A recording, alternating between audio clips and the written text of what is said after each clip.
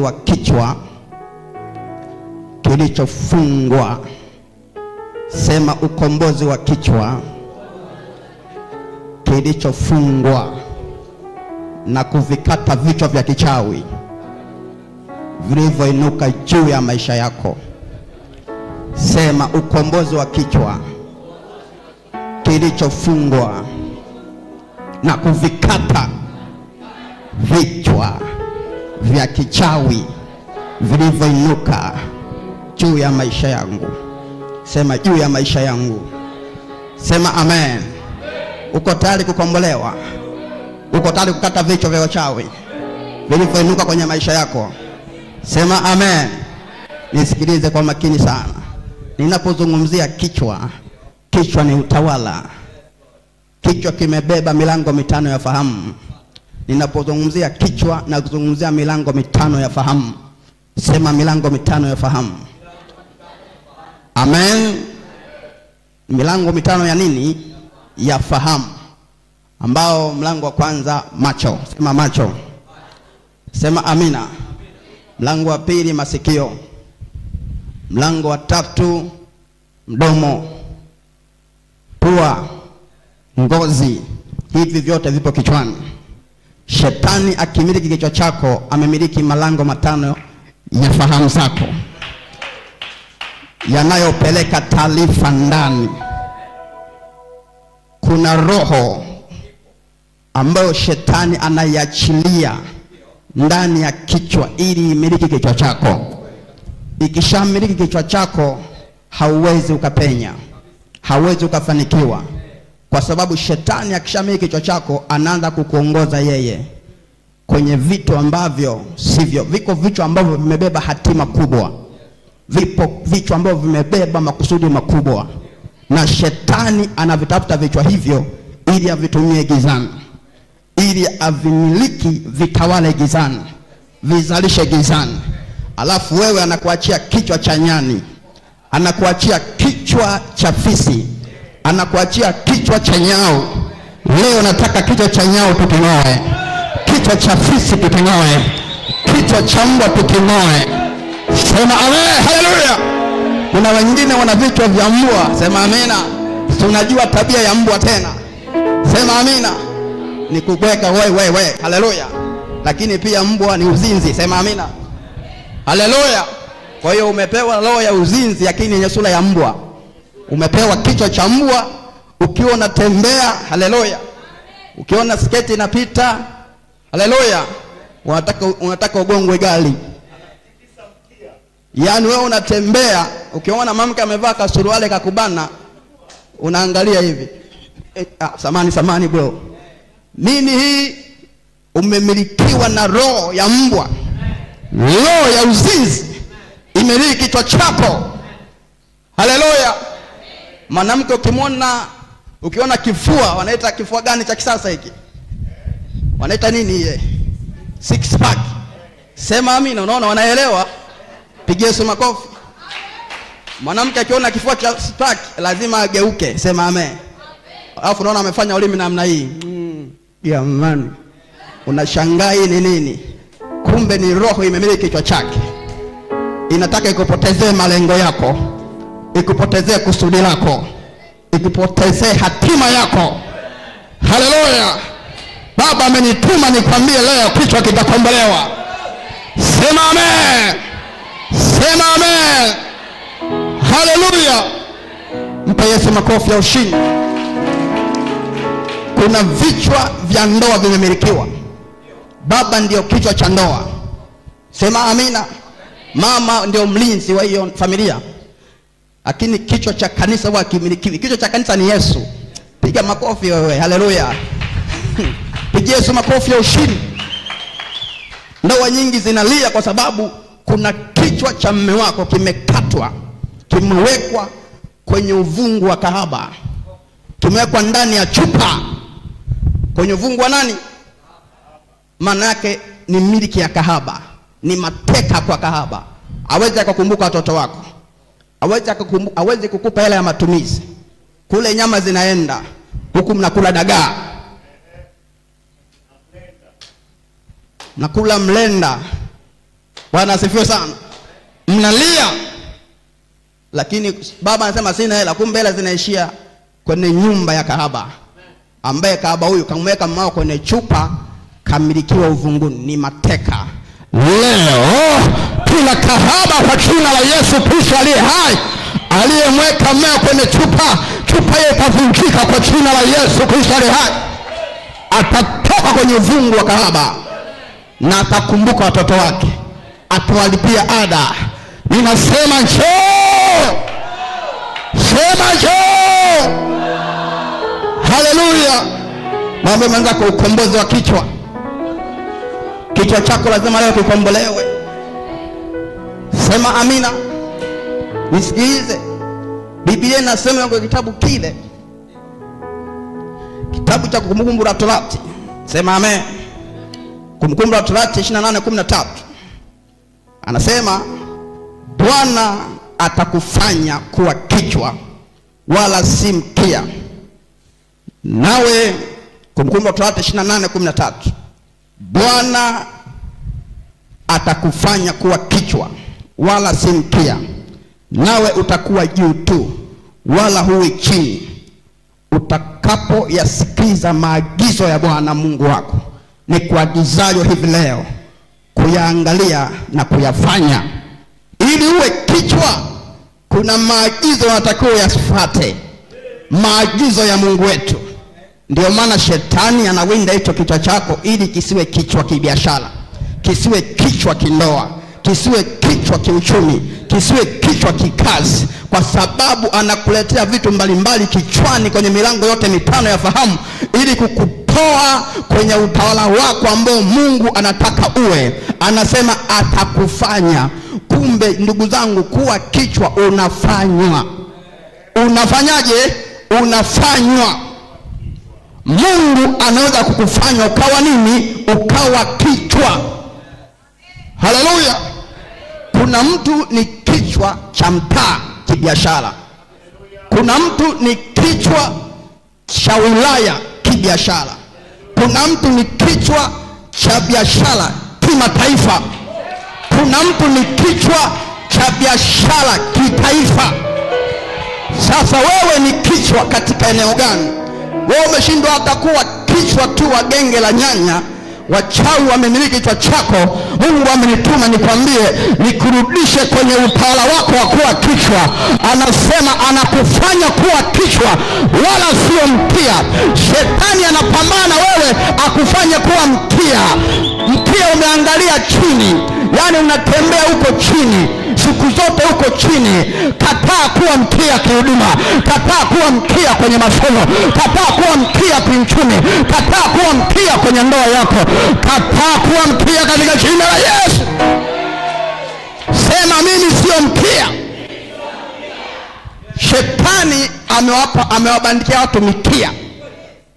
Kwenye ulimwengu wewe unatembea na mkia. Mkia ni wa chini, ni wa mwisho. Kila unachofanya ni wa mwisho.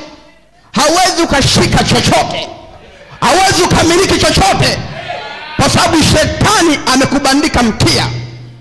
Mungu anasema utakuwa kichwa, lakini tukikwambia ulimwengu leo una mkia kichwani. Sema nang'oa mkia wa shetani. Na mkia umeangalia wapi? Umeangalia wapi? Juu chini. Sema nakataa kuwa chini. Maana yake mkia unasema wewe ni wa kuzikwa. Wewe ni wa kufanyaje? Ni wa kuzikwa. Wewe sio wa kutawala, wewe sio wa kumiliki. Mungu anasema nitakufanya kuwa kichwa. Kuna mtu Mungu anataka mfanye kuwa kichwa kwenye mkesha huu. Unasikiaga kule wenzetu, sema mwambie mwenzako kuwa kichwa unafanywa. Ama shetani anataka kumfanya mtu wake kuwa kichwa kwa sababu ya kafara na damu anazotoa kwake. Anaiba kichwa chako anampa. Ila kuwa vichwa sisi ni haki yetu. Kuna mtu anaiba kichwa chako anakivaa yeye. Anaiba kichwa cha mahesabu, anaiba kichwa cha biashara, anaiba kichwa cha mambo mazuri. Kinahamia kwako, kichwa chako kinaferi, kinakuwa kama tikiti maji, kimejaa maji, hakuna chochote. Unashanga kichwa gani hiki? Kichwa ni tunda, umepewa kichwa cha tunda. Sema nang'oa matunda ya kichawi kwenye kichwa changu kwa jina la Yesu. Sema nakataa. Unaona, kwa mfano mama mwanae anamtandika kila siku kwa habari ya kichwa. Sema amen. Mbona wewe darasani? Mbona wewe darasani? Hiki kichwa hakina kitu. Maana yake anajua kumbe kichwa huwa kina kitu. Kichwa huwa kina nini? Huwa kina nini? Kile kitu kilichoibiwa kichwani kirudi kwa jina la Yesu. Kirudi kwa jina la Yesu. Ninakurudisha kwenye asili yako ya kuwa kichwa. Ninakurudisha kwenye asili yako ya kuwa kichwa.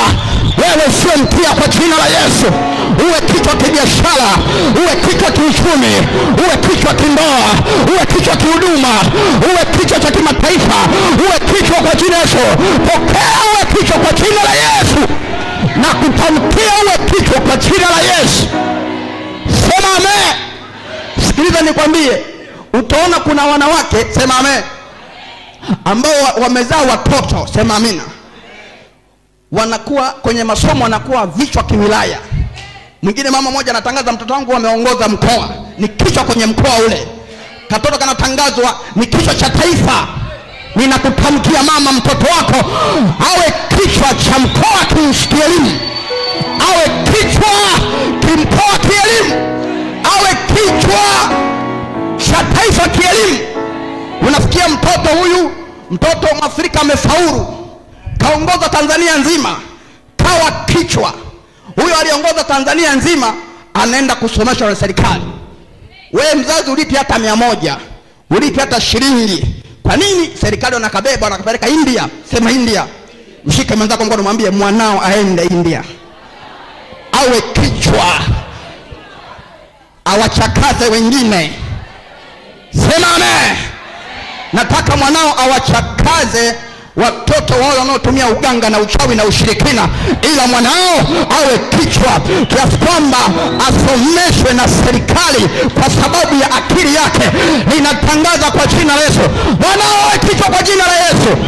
Kama unataka mwanao awe kichwa, simama juu, sema mwanangu awe kichwa kwa jina la Yesu.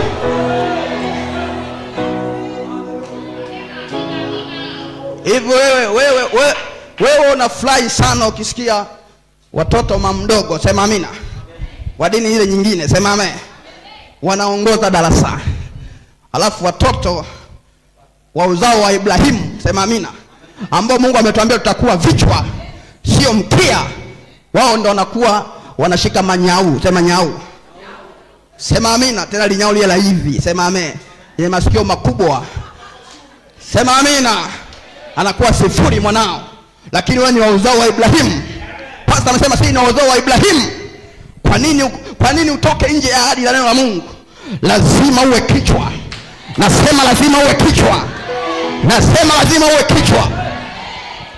Ayaya, nasema hivi, wanaotumia kichwa chako kibiashara pale Kariakoo na wakata vichwa na washusha chini, na kuinua wewe kwa jina la Yesu. Na kuinua wewe kwa jina la Yesu. Karabas. Pale Kariakoo wako wanaotumia vichwa vya watu. Wana maduka ya jumla na wanashuka kuzimu, sema amina. Wanapewa vichwa vya watu vya biashara. Yamkini kichwa chako wewe, alafu wewe upo unazunguka na mitumba, sema amina. Haleluya. Unakanyaga, unaridhika, sema amina. Kumbe kichwa chako kina duka moja hapo Kariakoo, sema amina. Maduka ya jumla yako pale. Anayetumia kichwa chako kibiashara Kariakoo, na mkata kichwa, ninamshusha wewe na kuinua kwa jina la Yesu. Kichwa chako cha biashara kirudi tena. Kichwa chako cha biashara kirudi tena. Nani atakawe kichwa cha kimataifa hapa? Sema amina. Haleluya. Unasikia kuna tajiri Afrika nzima anaongoza, anaitwa Dangote. Ni kichwa. Kichwa sio kichwa. Ni kichwa cha Afrika nzima. Mataifa ya Afrika yote anaongoza. Sema amen. Haleluya. Mwambie mwenzako basi uwe tajiri hata wa nyumba 10. Mshike mkono mwambie uwe tajiri hata wa nyumba 10. Kile cheo cha balozi si nyumba 10 Si nyumba 10? Basi na wewe uwe kichwa hata cha nyumba ngapi? wakujue pale mtaani, huyu mtata huyu. Sukari ipo kwa godi. Sema amina. Haleluya. Ukitaka usafiri wa kubeba watu siku 8 upo kwa godi. Upo kwa nobati. Pigia Yesu makofi. Haleluya. Sema amen. Muda wowote huyu jirani yetu ana magari ya kuwabeba watu. Yaani wewe ni maarufu pale kwenye kamtaa, wanakujua kwa kakitu fulani fulani. Ninakutangazia uwe kichwa. Uwe kichwa kwa jina la Yesu. Nisikilize nikwambie. Sema amen. Kuna roho, sisi tulio upande wa Mungu, kuna roho ya Bwana ambayo huwa inamiliki vichwa vyetu. Ile roho ya Bwana ikimiliki vichwa vyetu ndio inatufanya tuwe wakuu eneo, ndio tuwe watawala eneo. Daudi, ukisoma kitabu kile cha Samueli wa kwanza, andika Samueli wa kwanza. Samueli wa kwanza. Sema amen. Samueli wa kwanza 16 na ule mstari wa 13. Anasema hivi, ndipo Samueli akaitoa pembe yenye mafuta, akamtia mafuta kati ya ndugu zake, na roho ya Bwana ikamjia Daudi kwa nguvu tangu siku ile. Basi Samueli akaondoka akaenda zake. Sema amen. Yaani mafuta ni ishara ya Roho Mtakatifu. Yaani mafuta yale alipokuwa anamiminiwa, roho ya Bwana ikaja juu ya kichwa chake, ikaanza kutabiri na mwambia, wewe ni mtawala, wewe ni mkuu, wewe ni mfalme, wewe sio wa chini, wewe sio mchunga kondoo, wewe sio mchunga mbuzi. Anza kujiona wewe ni mtawala, ni mkuu, ni mfalme. Acha kujidharau, acha kujiona unanuka, acha kujiona unanukia mbuzi, acha kujiona unanuka mavi, acha kujiona ufai, acha kujiona umetoka kwenye familia ya duni. Nataka uanze kujiona wewe ni mkuu kibiashara, wewe ni mkuu kwa watoto wako na uzao wako. Ona umeinuliwa, ona umetawala, ona unaweza, ona unaweza. Haleluya. Sema fire ya. Ona alikuwa anapakwa mafuta hapo, alikuwa ananuka mikojo ya mbuzi. Na mtu anapochunga mbuzi, kama ushayokaa vijijini, kama ushayo kuchunga mbuzi, zinanuka nguo zote. Mikojo ya mbuzi inanuka vibaya mno kuliko mavi ya mtu. Unanielewa? Kuna mtu anamtoa mahala kwa jina la Yesu. Kuna mtu anatoka mahala kwa jina la Yesu. Mtu ananuka mikojo ya mbuzi kuanzia miguuni mpaka kichwani. Anapomiminiwa mafuta, roho ya Bwana ikaja juu yake, ikaanza kumpa nguvu ya kuwa kichwa. Alipopakwa yale mafuta, shetani kwenye ulimwengu akamuona, akaenda ili amshushe, akamtumia dubu na simba ili waondoe kichwa chake. Lakini wasijue juu ya kichwa chake iko roho ya nguvu, iko roho ya nguvu inamiliki kichwa chake, iko roho ya nguvu, iko roho ya utakatifu, iko roho ya haki inamiliki kichwa chake. Haleluya, haleluya. Hii roho ya nguvu imemiliki milango 5 yote ya fahamu. Akiona simba anaona ni chakula chake. Malango ya fahamu ya macho anapeleka ndani, ni chakula chako Daudi, tafuna. Akiona dubu anasema ni chakula chako, tafuna. Hauna kurudi nyuma. Dubu anakuja, shetani anamtokea kwa sura ya dubu ili akate kichwa chake. Alipoenda ili wamtafune dubu na simba, na hao huwa wapatani, ni maadui, lakini siku hiyo wakaenda pamoja, wakawa marafiki. Kumbe adui yako anaweza kapatana hata kama wamegombana, wakapatana ili waje kuvamie. Nataka nikwambie, wakija wakute roho ya Bwana iko juu ya kichwa chako, uwakatilie mbali kwa jina la Yesu, uwafyeke kwa jina la Yesu, uende kwenye utawala wako tena. Wanataka wamshushe Daudi asiwe mtawala, asiwe mfalme, asiwe mkuu, aendelee kunuka mavi ya mbuzi, aendelee kunuka mikojo ya mbuzi. Mwambie mwenzako, nakataa kunuka. Mwambie nakataa kunuka. Mshike mkono, mwambie kataa kunuka umaskini. Kataa harufu ya umaskini. Kataa harufu ya umaskini. Sema amen. Sema amen. Sema nakataa harufu ya umaskini. Na kuikataa harufu ya umaskini rahisi tu. Sema amina. Unaenda kule unanunua perfume yako ya 5,000, sema amina. Hata ya 3,000, Roho wa Bwana yuko juu yako. Hata ya 2,000, sema sawa tu. Unaitamkia, wewe mwenyewe ni muumbaji. Unatamka. Nasema nakataa kunukia umaskini. Perfume hii nitakapojipulizia, mimi ninukie kipesa pesa. Nikitembea pesa zinifuate. Nikitembea pesa zinifuate. Utajua mwenyewe ukisema ni perfume ya upako, utajua mwenyewe. Ila mimi nimetabiri. Unatabiri, unasema nikijipulizia perfume hii ninukie kipesa pesa. Nikienda kwenye biashara pesa zinifuate. Nakataa kunukia kiumaskini maskini. Mwambie unaweza kukataa kunukia kinyanyanyanya. Mwambie kataa kunukia kitunguu saumu. Mshike mkono mwambie kataa kunukia kitunguu saumu. Anza kunukia kitajiri kwa jina la Yesu. Sema amen. Haleluya. Mwambie mwenzako unanukiaje? Unajizalau wewe. Mke anakuzalau, mume anakuzalau kwa sababu wewe unajizalau. Unajizalau wewe kwa kujiona ufai.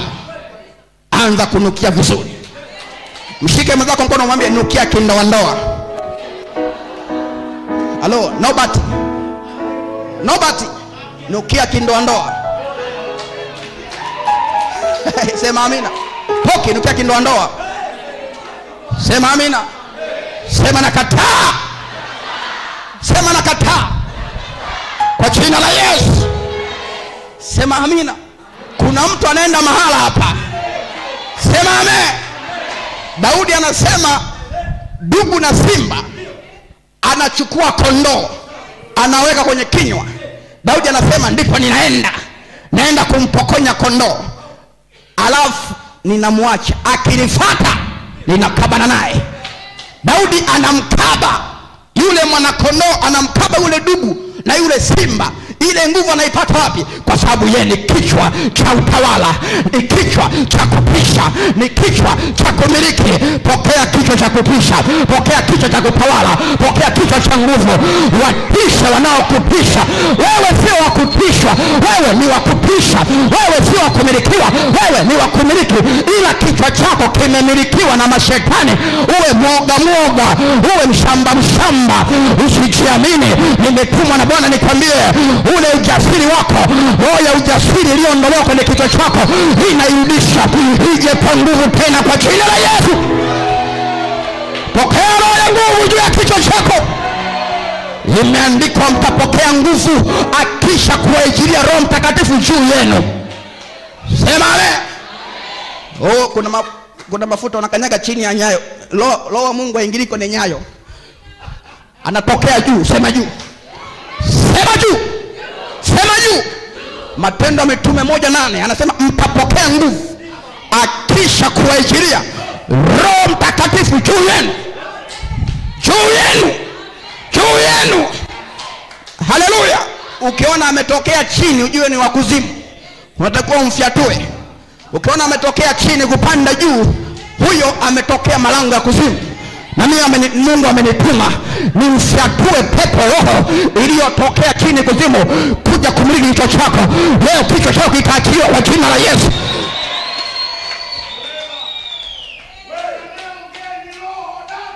Kichwa chako kitafunguliwa leo. Leo narudisha kichwa cha biashara yako, kichwa cha ndoa yako, kichwa cha kazi yako, kichwa cha afya yako. Sema amen.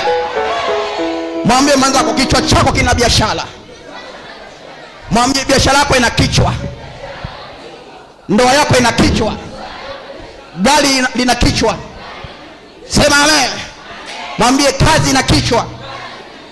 Sema amina. Pambana mwenyewe. Sio tu mafua. Mchungaji uko wapi? Pigana.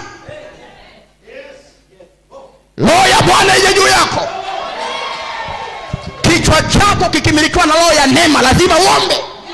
Kitakuongoza kwenye kuomba. Lakini kichwa chako kikimilikiwa na roho ya sinema za uchi, utaenda kule. Utaenda huko. Si umemilikiwa? Malango ya fahamu yamemilikiwa, yanapeleka taarifa ndani, yameshika hatima yako, kusudi lako. Huyu dubu na simba walipomshindwa, ndipo shetani akamwingia Goliati. Sema amen. Jitu ambalo ni kubwa. Haleluya.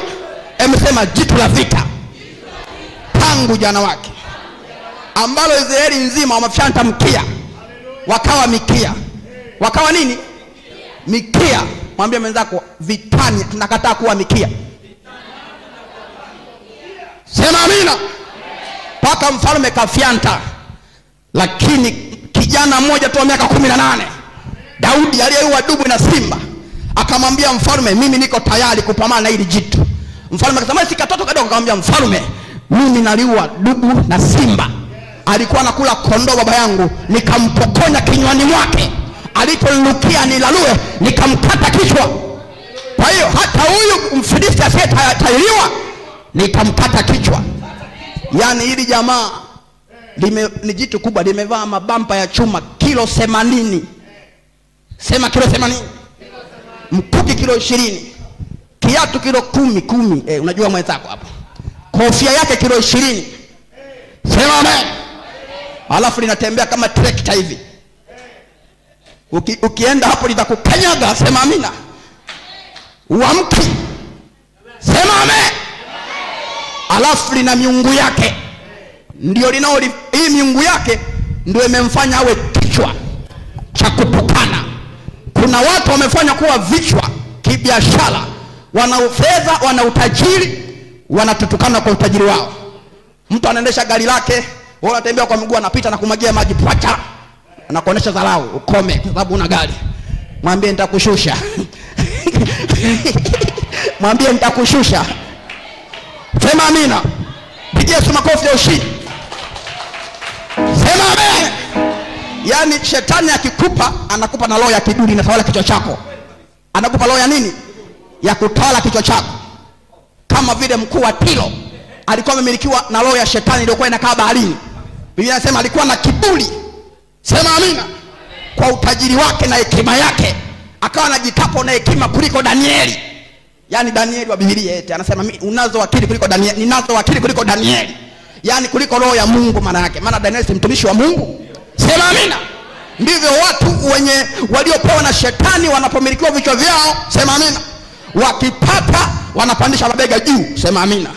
Wanaona wote watu hawafai. Wote ni sisimizi, ni kunguni. Anayekuona chawa, kunguni, sisimisi, leo tunamkata kichwa, tunamshusha kwa jina la Yesu. Aliyeinuliwa juu na shetani ili awe kichwa, ataporomoka nao atainuka juu kwa jina la Yesu. Sema amen. Daudi alipomwona Goliati kule, Goliati likasema, unanijia na lungu na fimbo na mawe, kwani mimi ni mbwa? Sema amina. Daudi likasema, unanijia kwa mkuki. Sema amina. Na ngao na nini, lakini mimi nakuijia kwa jina la Bwana Mungu wa majeshi. Ninakuijia kwa jina la Bwana Mungu wa majeshi uliowatukana. Kichwa cha kichawi kinachokutukana, kichwa cha mapepo kinachokutukana, kichwa cha majoka kinachokutukana, leo kitakatwa kwa jina la Yesu. Leo kitakatwa kwa jina la Yesu. Yule kahaba aliyechukua mume wako alafu anakutukana, anatukana, nasema mume wako nimemiliki, upate chochote, watoto wako wanalala njaa. Sawa kahaba, tukana, namjua mganga wako, ninakufyeka wewe na mganga wako. Nakata kichwa cha mganga, nakata kichwa cha kahaba, na mume wangu anarudi nyumbani, anarudi kwa watoto wake. Mpigie Yesu makofi kama naamini maneno haya. Sema fire.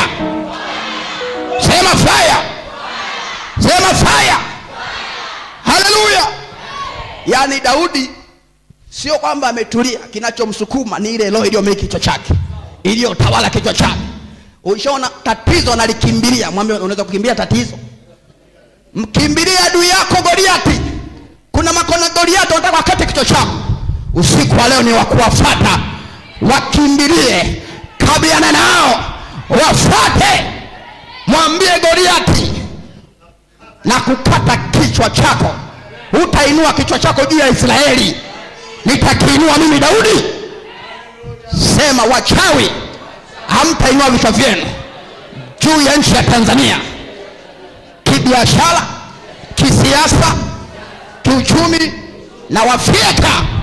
Ninainua vichwa vya wateule, vya watakatifu, vianze kuonekana. Haleluya! Yesu, makofi ya ushindi. Daudi akalikimbilia jamaa huko, alikuwa na mawe 5. Akasema nikimkosa la kwanza, la pili alikosa. Pigia Yesu makofi ya ushindi. Mwambie mwenzako beba silaha 5. Sema amina. Ya kwanza akifanya hivi akakwepa, sema amina. Ya pili akosa. Kumbe kwenye ile jiwe Bwana alikuwemo Mungu mwenyewe, sema amina. Mzee wa siku yuko pale, sema amen. Anatokea kwenye kichwa chake. Haleluya. Aya. Akalizungusha. Alivyompiga Goliati alienda chini akuomba maji, hakuandika usia. Leo adui yako hataandika usia, adui yako ataomba maji. Ninavilingisha jiwe. Zungusha. Sema kama navyozungusha, hili ni kombeo la Bwana. Huu mkono ninaugeuza kuwa kombeo la Bwana. Kama navyozungusha, zungusha. Sema nawazungusha watesi wangu, adui zangu, wachawi, waganga wa kienyeji, ninawazungusha kwenye kombeo la Bwana.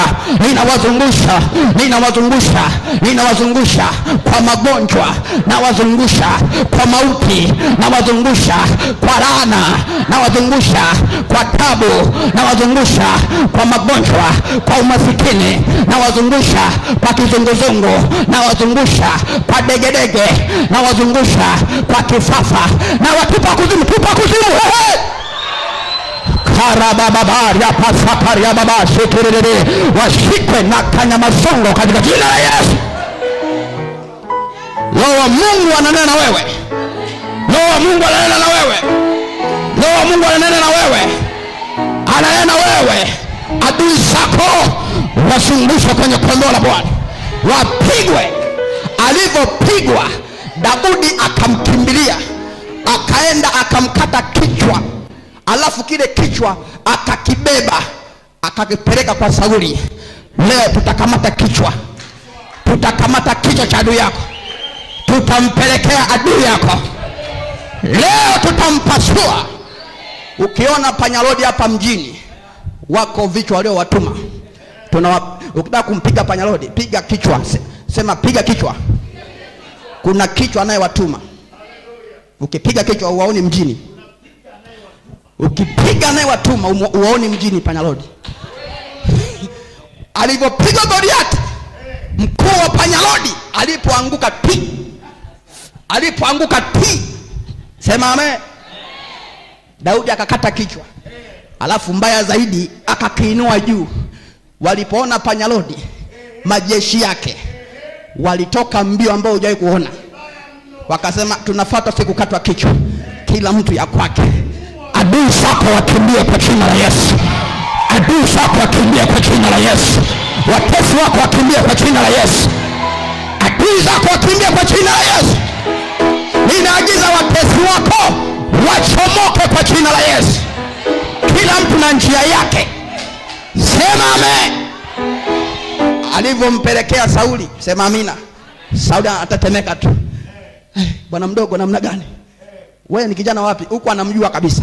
Akawa amemsahau, maana alikuwa anaendaga anampigia gita. Anamwimbia. Sema amina. Anampigia sifa. Alikuwa anamjua, ila alipoona kichwa, sema amina, cha adui yake Goliati, akaanza kutetemeka. Wewe kijana wapi? Huyu kijana wa wapi? Pigia Yesu makofi. Haleluya.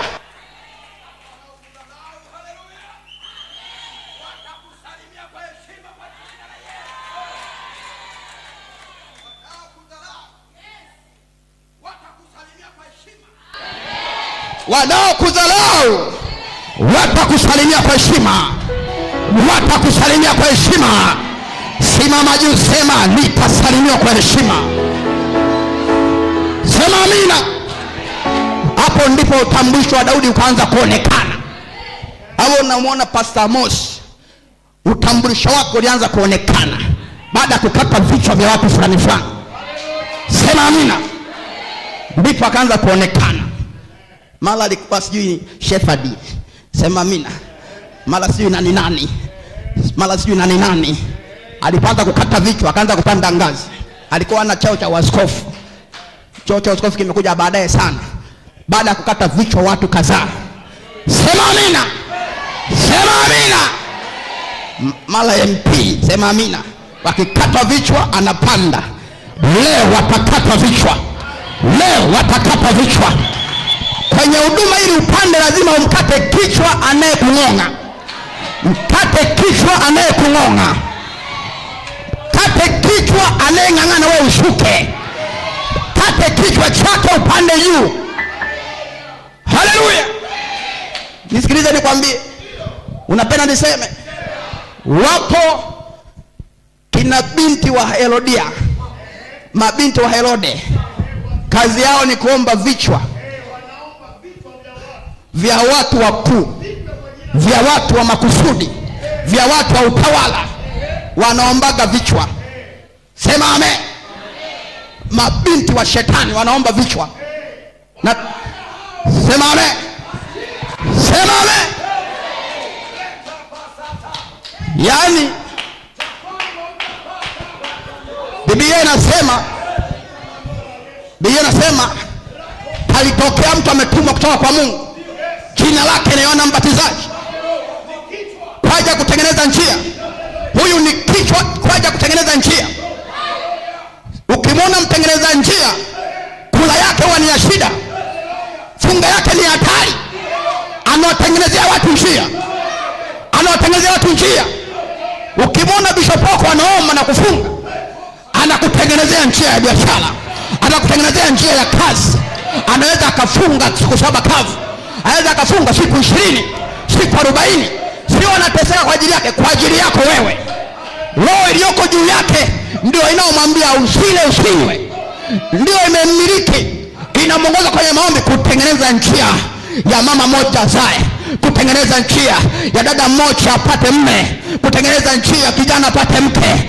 Watengeneza njia, maombi yao sio ya kawaida.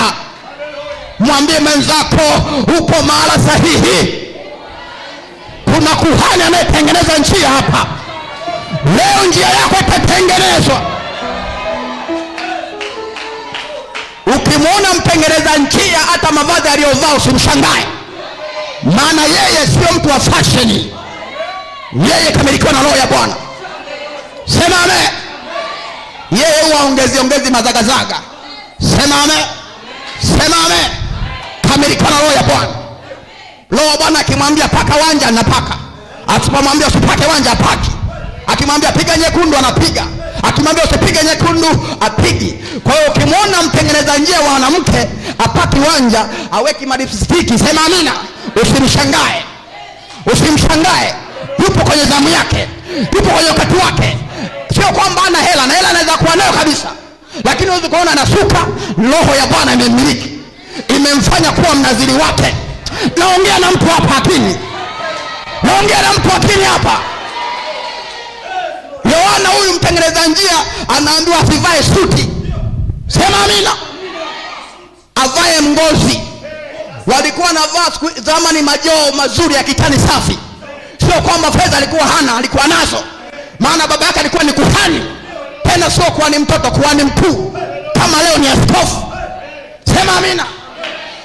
Uchumi wanao wa kutosha. Lakini mtoto huyu amekuwa, kamfikisha miaka 5, kakakimbilia polini. Akataka kulalia kitanda cha baba yake, kanaenda kulala polini, kanakaa polini, kanakaa majangwani, kanakula asali na nzige. Akataki kula mkate, akataki kula wali, akataki kula ngano, kanakataa. Kanasema hiki sio chakula changu. Amemilikiwa na Roho ya Bwana, ametumwa kutengeneza njia ya mtu, ili njia hiyo mabonde yaondoke, mawe yaondoke, milima iondoke. Palipopindana leo tunaondoa milima, tunaondoa mawe, tunaondoa vizingiti. Bwana ametutuma kukutengenezea njia yako. Haleluya. Sema amen. Haleluya. Tunaenda sawa sawa. Anaitengeneza njia, Anapelekewa kanzu, anambia sivagi hizi. Sema amina. Mimi ni ngozi za ngamia, chakula changu ni asali na nzige. Anatengeneza nini? Njia. Mwambie mwenzako, yuko mtengeneza njia kwa ajili yako. Sema amen. Sema amen. Kwa hiyo usishangae yamkini uweze kufunga siku 7 ama siku 6. Sema amina. Wako watengeneza njia waliopewa roho hiyo. Sema amina. Ambao wakifunga siku hizo unapenya kirahisi. Na leo upenya kirahisi kwa jina la Yesu. Penya kwa jina la Yesu. Penya. Sasa huyo amefanya maajabu. Sema amen. Kosa lake, akaenda kula baga, akaenda mjini. Sema amen. Alipoenda mjini, sema amina. Pigia sema kofi. Akaama kwenye eneo lake. Sema amina. Kaenda ikulu kule kwa mfalme. Huko ndipo alipokatwa kichwa. Sema amina. Binti Herodia akaomba kichwa cha Yohana Mbatizaji, mtu ambaye mwenye upako, mwenye moto. Akaenda akakatwa kichwa. Mwambie mwenzako, kichwa chako hakijakatwa cha maombi. Kuna mabinti wanatumwa na shetani kuja kuwakata vichwa waombaji, kuja kuwakata vichwa watu ambao ni nguzo kwenye familia.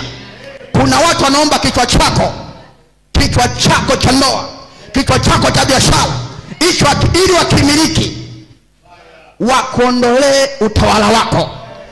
Aliyekata kichwa leo tunamfyatua. Sema amen.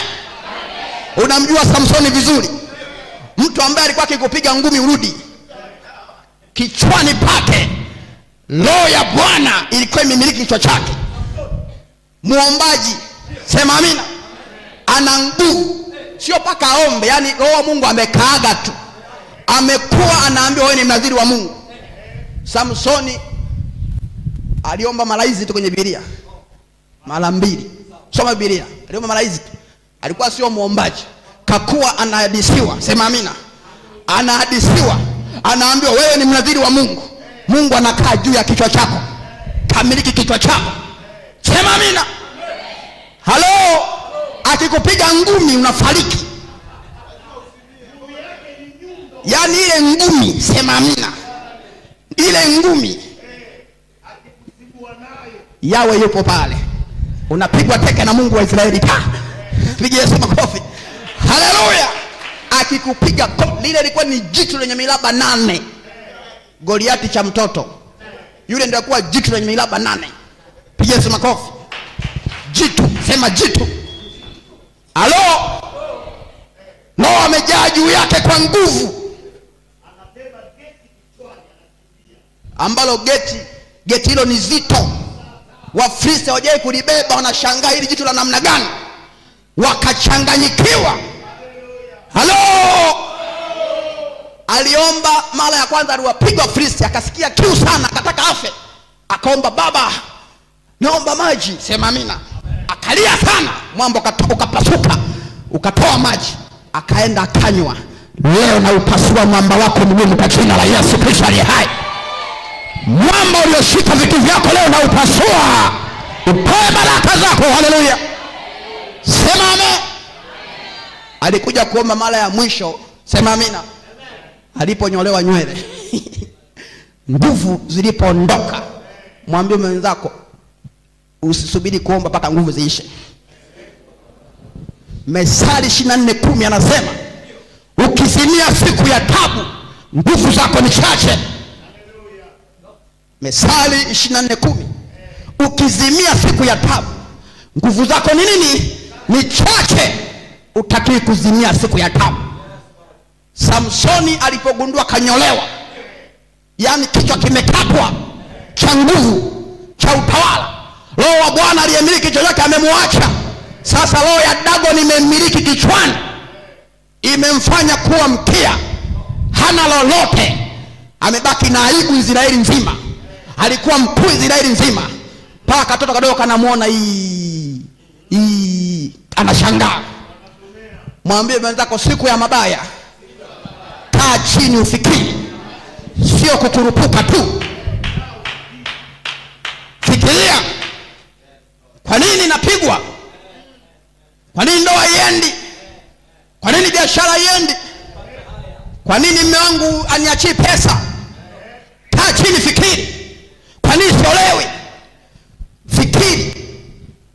Wafristo walipoona wanapigwa, walikuwa wanaenda kama nzige, sema amina.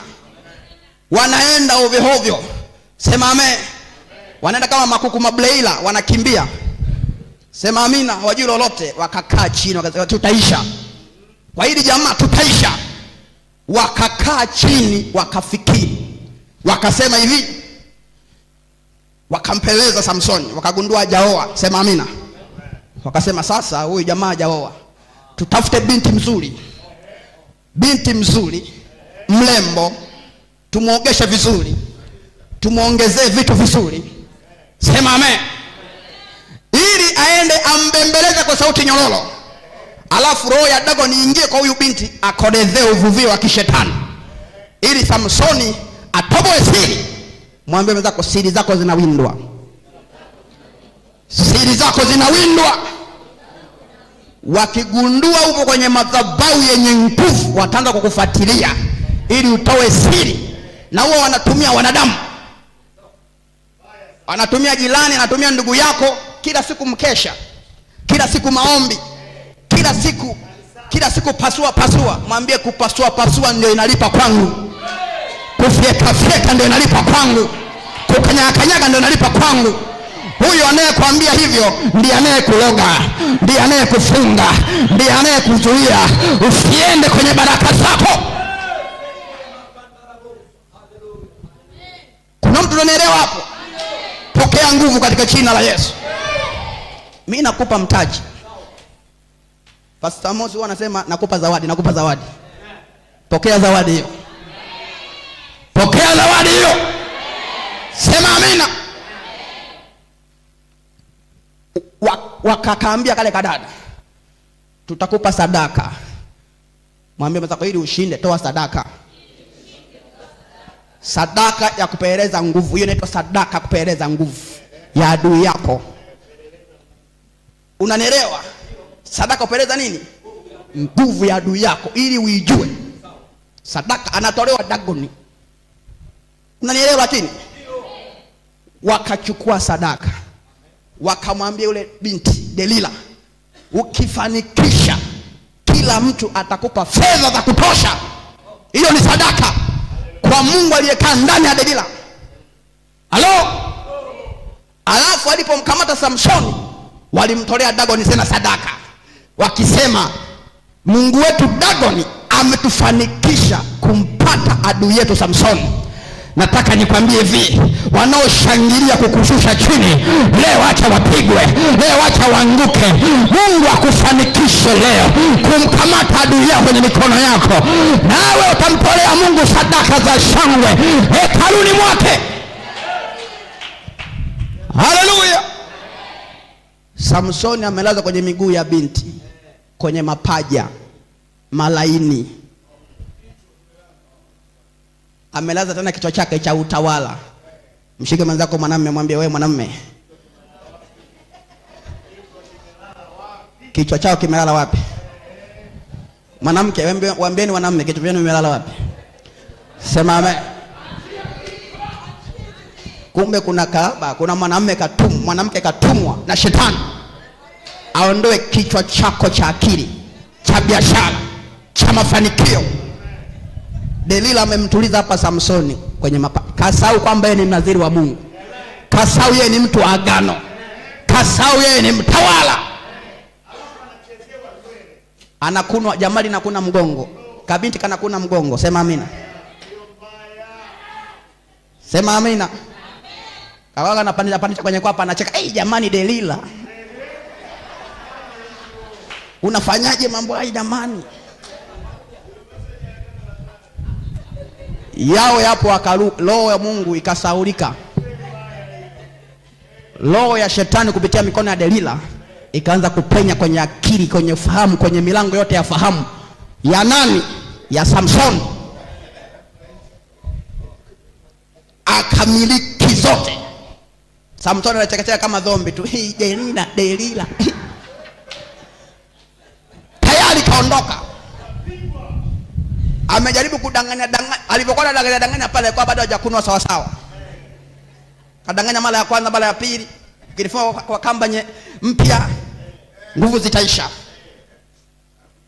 Shetani aliyemiliki kichwa cha Delila anasema unijui Delila mimi. Ngoja. Alikuwa hajamtuza kwenye mapaja, amekaa hivi, sema amina. Akamweka sasa hapa. Mapaja yenye sponge yanayonukia perfume za Kifilisti. Amen. Akaanza sasa kumpapasa pale. Samson akasema wacha nikwambie baby. Tena hiyo baby wasipendi kabisa. Ndio makahaba anataka wanaume mabebi. Yaani mtu anamiliki na baby. Yaani baba lenye ndevu umemilikiwa na kahaba. Baba ana miaka 20. Takumiliki wewe baba mwenye ndevu na miaka 40 50. Unaitwa baby. Baby maana yake mtoto wangu. Mbaya sana. Wewe sio mtoto. Ukishaitwa mtoto wangu maana yake una. Sema fanya. Ambia kubadilisha jina. Baby. Ukiitwa baby unakuwa Taylor. Kwenye ulimwengu wa roho. Sema. Haleluya. Hello. Mama mwanzo kumuita labda utamsema mimi. Ukisema kwa fiki. Usimite baby. Baby maana yake ni mtoto. Unaona kama msona na baby. Ni ndio yako na baby. Nani? Pale roho ya Bwana ikamwacha. Alipolegea akasema ukichukua mkasi ukaninyoa nywele zangu. Nguvu zinaisha. Akatoa siri ambayo hajaimwambia mtu yote. Hajakumwambia mjomba wake, shangazi yake, ndugu yake, lakini kitu membo. Delila. Sema ame aliyetuma na shetani. Akatoa siri. Kitu kikakatwa. Pale. Alibembeleza jamaa mpaka akawa usingizi wa kukoroma kwenye mapaja ila. Jamaa akachukua ndasa kanyoa. Ana bali. Ana nini? Alipomnyoa roho Bwana akamwacha. Biblia inasema ndipo nikamwambia swali. Wafika wanakujia nikakupa usingizi. Siri baby nikasema nitaenda kama ninavyoenda. Mmoja kwenda kama ninavyoenda. Nenda sasa umeshakuwa baby umebebika. Akaenda yeye akakuta konde linarudi kwake. Akarusha pina rudi kwake. Nguvu haipo. Kawa legevu. Kalegea, patepetea. Kitu kimeshaondolewa. Kashushwa akapeleka kwenye mateso. Akaanza kushaka ngano. Akawa kule gerezani. Akaanza kulia makutu. Tena mimi akamwambia Mungu naomba unipe kisasi. Tu ya mizangu mara tu. Najua nimetolewa macho. Shetani anataka kutoa macho. Walipokamata walitoboa macho. Wakamfunga. Ndio sasa kipindi chako anakutoboa macho. Unaenda kupapasa giza rohoni. Shetani akafunga mtu akamtoboa macho. Walipotoboa macho wakafunga kwa pingu chuma. Akaanza kutumikishwa. Kila anayekutumikisha leo atakuachia. Leo atakuachia kwa jina la Yesu. Biblia inasema alipoomba macho, Mungu akamwambia omba neno moja. Wewe ungekuwa ungeomba nini? Macho au nguvu? Nakuuliza wewe, mwambie mwenzako ungeomba macho au nguvu? Jamaa linasema sitaki macho, sema amina. Haleluya. Nikamwambia Mungu, sema amen. Kama Mungu naomba kwanza unisamee, sema amina. Alafu unipe nguvu mara hii tu ili nijilipizie kisasi juu ya macho yangu haya mawili kwa adui zangu. Upo tayari kulipa kisasi leo? Uko tayari kulipa kisasi leo? Pokea nguvu katika jina la Yesu. Haleluya. Akaita kama mtu pale, sema amina. Aisha naomba nipeleke sehemu ambapo kuna nguzo mbili. Akaenda akashika nguzo ya kwanza, sema amen. Nguzo ya kwanza inaitwa mauti na nguzo ya pili inaitwa kuzimu. Baba akazishika, sema amina. Akasema leo nawasukumizia mauti na kuzimu inawabugia. Mpigie sema kofi. Akasukuma lile jengo kwa nguvu. Mungu alimpa nguvu. Akaomba pale kwa machozi. Mungu akashusha sasa nguvu. Akasema nami nifie humo. Sema amina.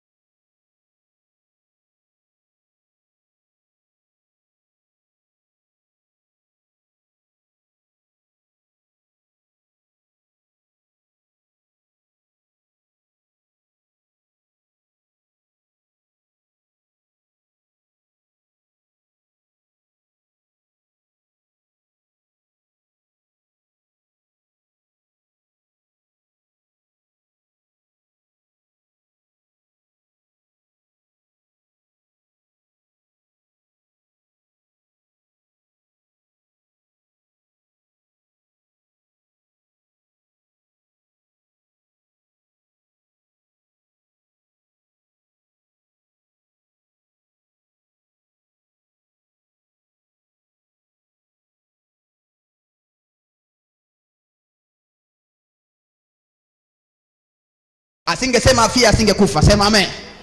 Ndipo akaua watu wengi kuliko wale aliyowahi kuwaua akiwa hai.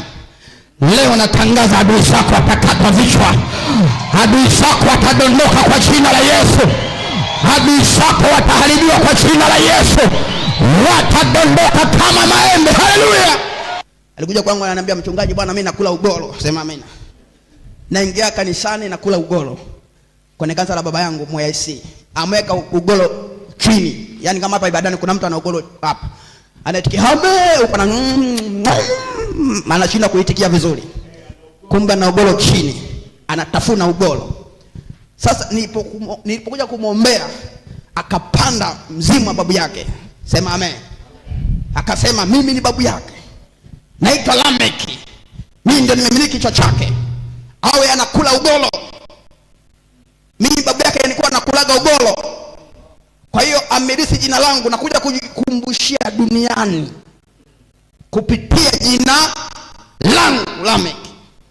Piga maombi yale, ile kiu ya ugoro ikakatika mpaka leo, akafunguliwa kabisa. Kumbe mzimu wa Lameki uko umemiliki huyu kijana. Anaingia kanisani anakula ugoro. Baada ya maombi akafunguliwa. Hata leo kuna mtu anakuta anaenda kanisani lakini bado anakunywa pombe. Kumbe kuna lilo la mizimu ya ukoo limemiliki kinywa chako, limemiliki kichwa chako, linakupa kiu ya pombe. Biblia inasema eli wenye kiu ya haki, maana hao watashibishwa. Kumbe kuna kiu ya haki ikimiliki kichwa chako, utashibishwa. Kiu ya dhambi leo ikuachie kwa jina la Yesu. Kiu ya uovu leo ikuachie kwa jina la Yesu. Kiu ya mabaya leo ikuachie kwa jina la Yesu. Sema amen. Mshike mwenza kwa mkono, mwambie kiu gani na kusumbua. Mwambie kuna roho ya kiu ya dhambi ambayo inaweza kumiliki kichwa chako. Sema amen. Leo ninaipasua. Sikiliza nikwambie, muangalie mtu kwa jicho moja la kibinadamu. Sema amen. Jicho moja la kibinadamu maana yake ni ile mmekutana naye njiani mnatembea. Sema amina. Hilo ndio la kibinadamu. Sema amina. Sema amen. Amen. Nataka nimtolee mfano mtu mmoja hapa. Jo. Sema amina. Haleluya. Pigia Yesu makofi. Sasa mimi natoka huko. Sema amina. Atembea. Hili ndio jicho la kibinadamu. Sawa? Nimemuona anatembea. Lakini nikigeuka hivi, hilo inaitwa jicho la dhambi. Sema jicho la dhambi. Sema jicho la dhambi. Jicho la nini? Manake jicho huyu kamilikiwa. Pigia Yesu makofi. Manake jicho la dhambi anaangalia sasa anavyotingisha. Anaangalia sasa nguo aliyovaa. Sema amina. Leo roho hiyo ikuachie kwa jina la Yesu. Mshike mwenzako mkono, mwambie maroho yote yaliyomiliki kichwa chako leo kikombolewe. Mpe Yesu makofi ya ushindi. Ongeza makofi ya ushindi. Kwenye familia, kama umetokea kwenye familia, Bwana asifiwe, kwenye familia ambao baba alioa wake wengi, mara nyingi familia hizi, sema amina, huwa wanaoneana wivu. Hasa ukikuta wake wadogo wanaonea wivu wake wakubwa. Unakuta watoto wale wanalogwa, wanawafanya wengine wawe mandondocha, wawe mataila, wasiwe vichwa. Bwana asifiwe. Wanaletewa vitu mbalimbali. Hii ni Biblia kabisa. Sema amen. Ukisoma kwenye Biblia utaona kuna mtu mmoja alikuwa anaitwa Abimeleki. Sema Abimeleki. Huyu alikuwa ni mke wa pembeni wa Gideoni. Ni mtoto wa Gideoni. Sema mtoto wa Gideoni. Ambaye mtoto wa Gideoni alimzaa nje ya ndoa. Alizaa na kahaba. Mshike baba mkono, mwambie baba, acha kuzaa ovyo. Utaleta hatari kwenye familia yako. Halo? Halo? Huyu Abimeleki Babake Gideoni alikuwa amezaa watoto 70. Watoto wangapi? Kwa wale wasoma Biblia, sema amen, watakuwa wananielewa. Sema amina. Alizaa watoto 70.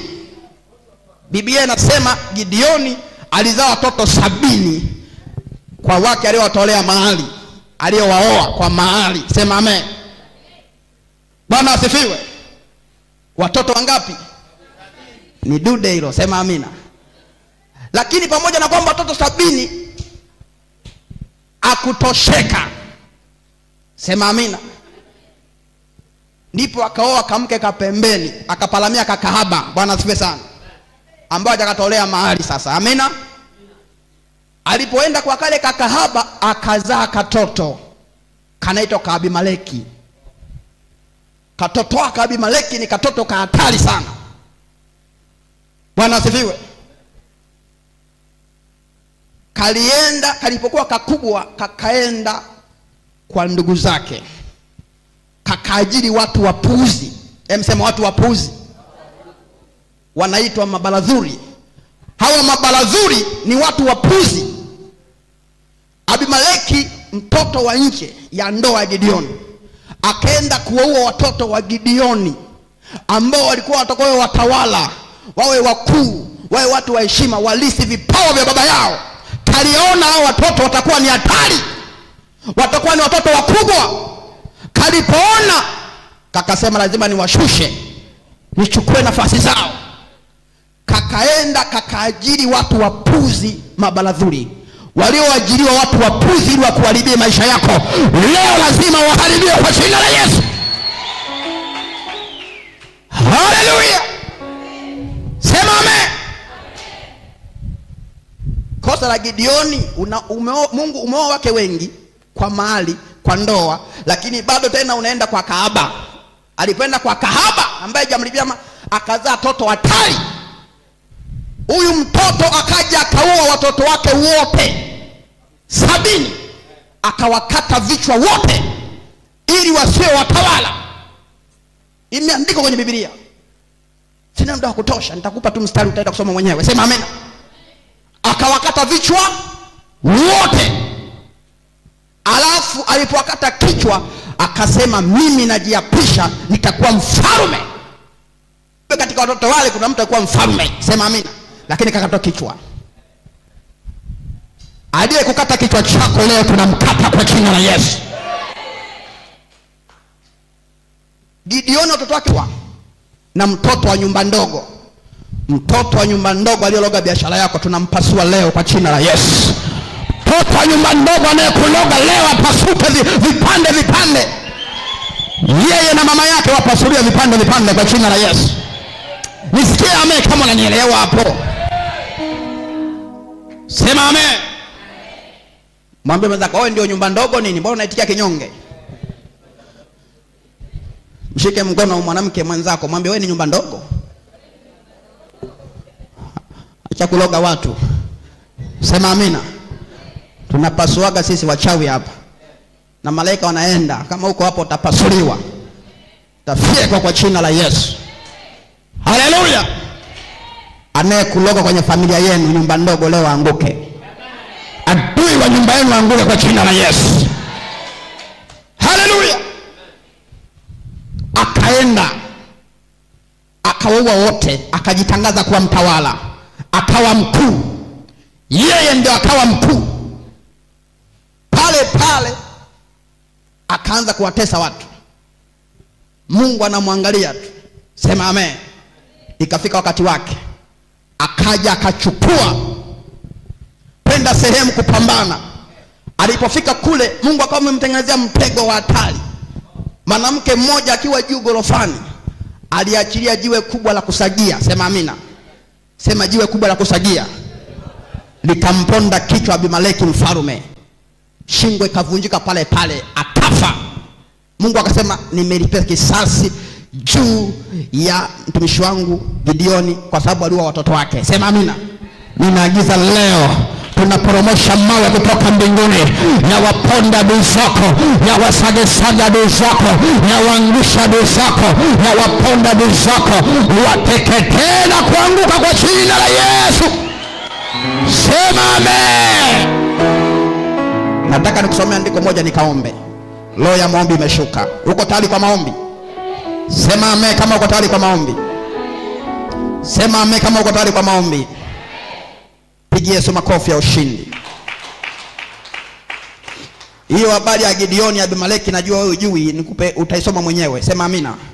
Andika Waamuzi 9:4.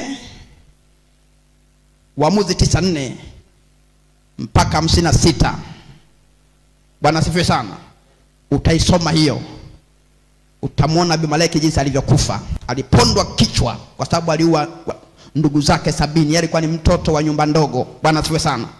Maisha ya watu wengi wanalogwa na watu wa familia za karibu. Leo tunawafuata kwa jina la Yesu. Na leo utatoka kwa jina la Yesu. Muda usingetosha. Sema amen.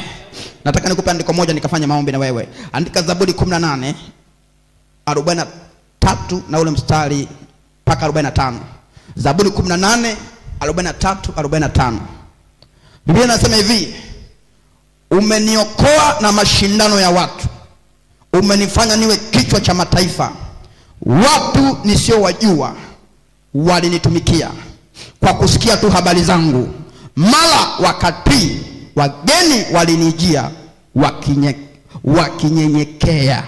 Wageni nao walitepetea, walitoka katika ngome zao wakitetemeka. Sema amen. Unaona, huyu ni kichwa lakini cha mataifa. Yaani alikuwa umemwona ni kichwa cha mataifa. Watu wanamwona kabisa huyu ni kichwa cha mataifa. Kuna maadui wanashindana naye ili asiwe kichwa cha mataifa.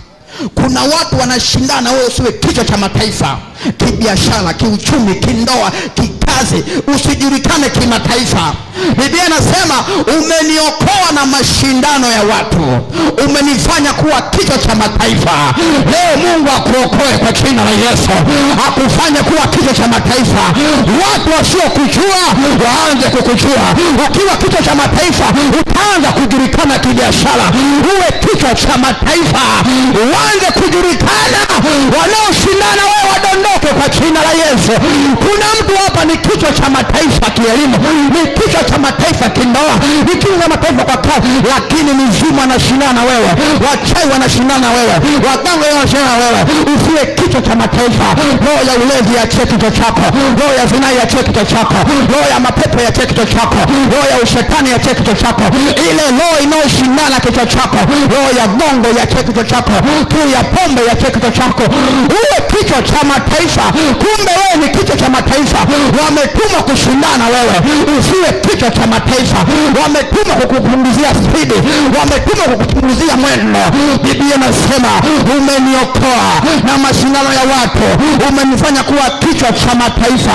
Watu nisiowajua wamenitumikia, wamenyenyekea kwangu. Kuna watu ukiwa kichwa cha mataifa usiowajua watakuja kwako wewe, watakuja kwako wewe.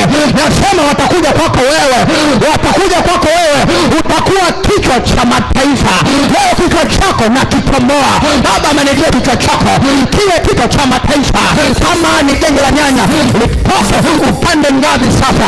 Genge lako ligeuke kuwa supermarket kwa jina la Yesu. Uanze kuwa kichwa cha taifa, ule kichwa cha mataifa kibiashara. Mungu akupisha, Mungu akueneze. Uenee upande wa mashariki, uenee upande wa magharibi, uenee upande wa kaskazini, uenee upande zote. Wewe ni kichwa cha mataifa. Sema mimi ni kichwa cha mataifa. Sema mimi ni kichwa cha mataifa. Simama mahali ulipo, anza kusema mimi ni kichwa cha mataifa. Sema mimi ni kichwa cha mataifa. Sema mimi ni kichwa cha mataifa. Kumbe ukiwa kichwa cha mataifa, habari zako zinaelewa. Ukiwa kichwa cha mataifa, wageni watatoka kwenye mbele zao, wapeleke zawadi kwako, wapeleke baraka kwako, wapeleke mema kwako. Huduma ikiwa ya kimataifa, watu watatoka sehemu mbalimbali, watakuja kwenye huduma hiyo. Na hii mosi inaitabiria, inaitangaza ile kichwa cha mataifa. Hii mosi inaitangaza, inatabiri. Bwana aliye juu ya kichwa changu anatabiri juu ya mosi ile kichwa cha mataifa, ile kichwa cha mataifa. Watu waikimbilie, watu waikimbilie, watu waikimbilie kutoka Goshe, kutoka magharibi, kutoka kaskazini, waikimbilie mosi ile kichwa cha mataifa, ile kichwa cha mataifa, ile kichwa cha mataifa. Anza kutabiria mwenyewe, anza kutabiria mwenyewe. Karabashaka,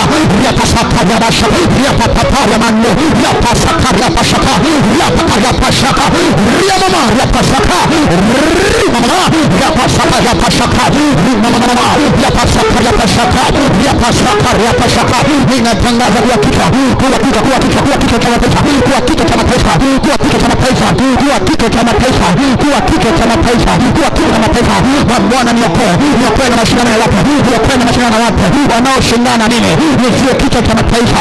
Leo nawaangusha, leo napasua, wapasua wanaoshindana wewe, nisiwe kichwa cha mataifa. Anza kuwapasua, anza kuangusha, anza kuwapasua, anza kuangusha, anza kuwapasua wanaoshindana wewe, nisiwe kichwa cha mataifa. Yapasaka, rikoshaka, yapasaka, yapapapa, rimando yapasaka, rikoshaka, yapasaka, eria baba, rikoshekerero, rimando yapasaka, parababara, rikoshaka, yapasaka, rimando yapapapa, rikoshaka, yapapapa, washindana Bwana, wataponda kabisa, wanyokoa na mashindano ya watu.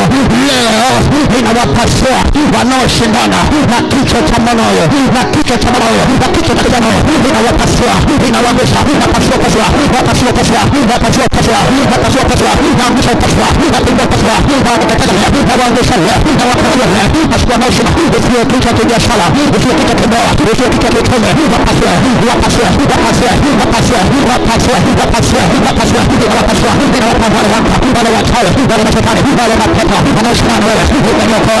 Umeniokoa na mashindano ya watu wakujuajua, wamenitumikia katika Yesu. Ninatangaza leo, ninatabiri kwa mamlaka jina la Yesu, kila roho ichomoke, ichomoke, ichomoke, ichomoke, ichomoke, ichomoke, ichomoke, ichomoke, ichomoke, ichomoke, ichomoke kwa jina la Yesu. Wanashindana wewe, wanashindana wewe, inawasambaratisha, inawasambaratisha, inawapomoka jina la Yesu, inawapeka kwa Yesu, inawaangusha jina la Yesu, inawapasua jina la Yesu, inawapasua jina la Yesu, katika jina la Yesu, katika jina la Yesu, inawapasua kwa jina la Yesu, inawapasua kwa jina la Yesu, inawaangusha kwa jina la Yesu, inawapeka kwa jina la Yesu, inawaangusha kwa jina la Yesu, inawapeka kwa jina la Yesu, inawaangamiza kwa jina la Yesu. Wale mashetani wananisema wale watoto wanaopasua kwa jina la Yesu, inawasambaratisha, wakateketeza, inawaangusha katika jina la Yesu, katika jina la Yesu, katika jina la Yesu. Pasua, wanashindana wewe, usiwe kichwa, angusha kwa damu ya mwanakondoo katika jina la Yesu. Ona makapa, angusha kwa damu ya mwanakondoo katika jina la Yesu. Tunawasambaratisha kwa damu ya mwanakondoo katika jina la Yesu Kristo. Leo na Mungu aliye kwa mamlaka ya damu ya mwanakondoo, wale wanaotea kichwa chako katika jina la Yesu, wanaotea kichwa changu kwa damu ya mwanakondoo katika jina la Yesu.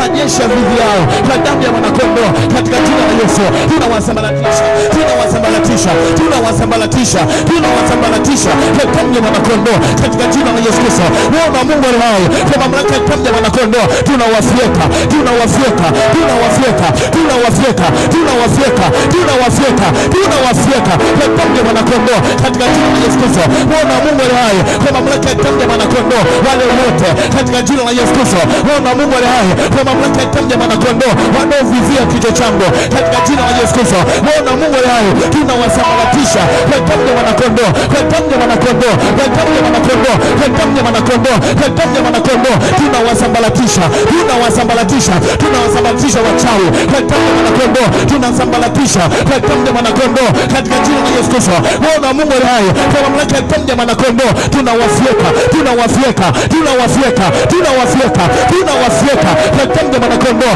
Imeandikwa kushindana kwetu sisi sio juu ya damu na nyama, katika jina la Yesu, bali juu ya falme na wenye mamlaka na wakuu wa giza hili katika ulimwengu wa roho, kwa mamlaka ya damu ya mwanakondoo. Leo katika ulimwengu wa roho kwa damu ya mwanakondoo, wale makuhani katika jina la Yesu tunawafyeka, wale wafalme tunawafyeka kwa damu ya mwanakondoo katika jina la Yesu, wakuu wa giza tunawafyeka kwa damu ya mwanakondoo katika jina la Yesu Kristo. Leo na Mungu aliye kwa mamlaka ya damu ya mwanakondoo, makatundama era makapa era mama era mama era makapa mama era mandima era makapo shapa yenda kapa shapa, wale wote walioganga sana kwa damu ya mwanakondoo katika jina la Yesu, kwa damu ya mwanakondoo, wanaovizia kichwa changu cha biashara kwa damu ya mwanakondoo, leo nawafyeka, leo nawafyeka, leo nawafyeka kwa damu ya mwanakondoo katika jina la Yesu, wanaovizia kwa damu ya mwanakondoo kichwa changu cha uongozi kwa damu ya mwanakondoo, leo nawashambulia, leo nawashuria kwa damu ya mwanakondoo, kwa sababu imeandikwa nitakuwa kichwa na wala sio mkia kwa damu ya mwanakondoo katika jina la Yesu Kristo. Leo na Mungu leo kwa mamlaka ya damu ya mwanakondoo imurama eramamama eramakeponama eramakata eramamama damu ya mwanakondoo katika jina la Yesu ninawafuatia kwenye ulimwengu wa roho. Damu ya mwanakondoo nawafyeka nawashambulia damu ya mwanakondoo katika jina la Yesu. Emakorama nawakusanya damu ya mwanakondoo walio kwenye mapango, walio kwenye mashimo, damu ya mwanakondoo walio njia panda, damu ya mwanakondoo katika jina la Yesu, walio kwenye milima, damu ya mwanakondoo katika jina la Yesu, yale majeshi damu ya mwanakondoo yaliyojipanga kupigana nami, damu ya mwanakondoo katika jina la Yesu Kristo. Wana Mungu lai, damu ya mwanakondoo wakitaka kichwa changu, damu ya mwanakondoo kichwa cha ndoa, kichwa cha huduma, damu ya mwanakondoo leo nawashambulia, nawashambulia damu ya mwanakondoo leo nawashambulia, ninawashambulia damu ya mwanakondoo. Tunafanya vita katika ulimwengu wa roho, damu ya mwanakondoo tunajaza moto kwenye anga, tunajaza moto baharini, tunajaza moto kwenye nchi, damu ya mwanakondoo tunawatafuta wale watesi, damu ya mwanakondoo, watesi waliotumwa na wafalme, damu ya mwanakondoo katika jina la Yesu, katika jina la Yesu tunawashambulia damu ya mwanakondoo, damu ya mwanakondoo, damu ya mwanakondoo, damu ya mwanakondoo, damu ya mwanakondoo, damu ya mwanakondoo, damu ya mwanakondoo, damu ya mwanakondoo katika jina la Yesu.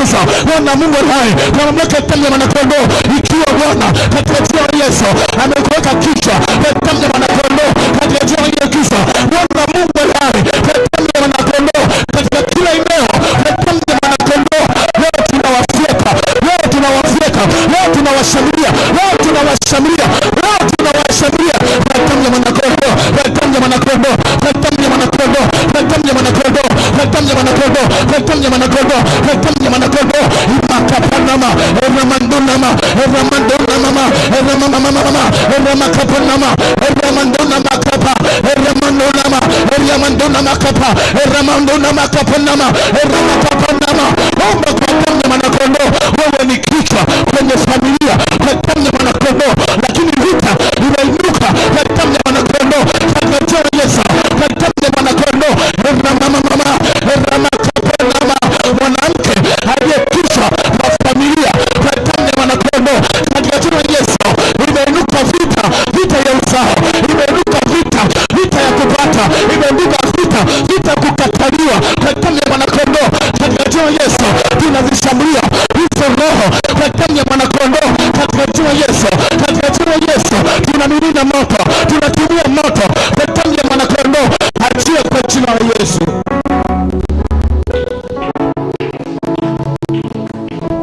Haleluya. Sema kwa jina, shika kichwa chako, sema kwa jina la Yesu, sema kwa jina la Yesu, ninakikomoa kichwa changu kwa jina la Yesu.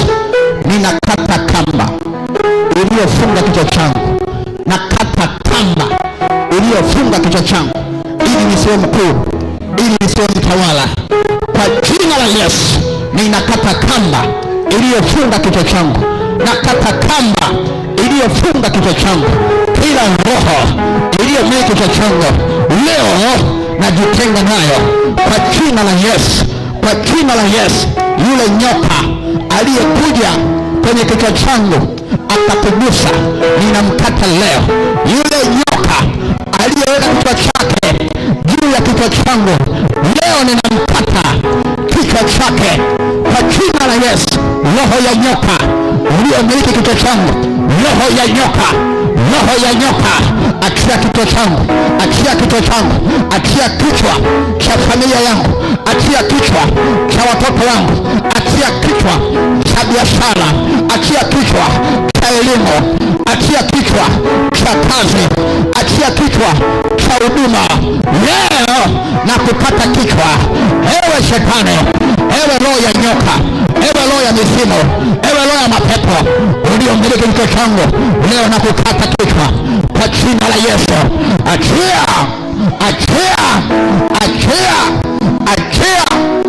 kwa jina la Yesu.